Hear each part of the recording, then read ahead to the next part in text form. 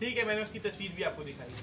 तो trough compass की मदद से अगर साइटिंग का आप ओरिएंटेशन करेंगे तो उस तरीके में क्या किया जाता है, जिस मुकाम पर आपका पहला स्टेशन सेट किया जाता है और ड्राइंग जो बोर्ड होता है या प्लेन टेबल बोर्ड जो है उसके सिर्फ बिल्कुल राइट कॉर्नर पे ना आप अपनी ट्रफ कंपास को रख देते हैं।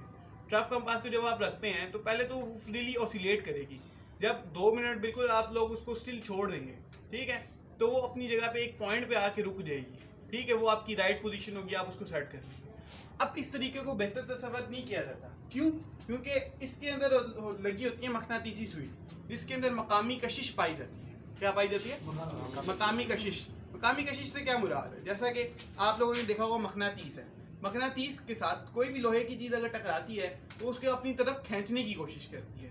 इस वजह से ट्रफ कंपास के तरीके के अंदर आपके पास नॉर्थ पोजीशन सेट करने में गलती पाई जा सकती है।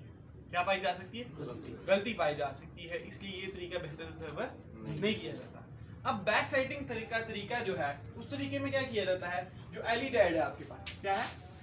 एलीडैड। एक काम करो, सामने जिधर वो सर्वे के इंस्ट्रूमेंट पड़े हैं, बल्कि मैं खुद देख के ना ताकि नीचे से चाबी लेके आऊँ ना। इसी में नहीं, वो हमारी किराए का उसमें पड़े हैं अगर इंस्ट्रूमेंट तो मैं दिखा देता हूँ आपको और उससे समझा देता हूँ। एलिडेट पड़ी तो वो भी ले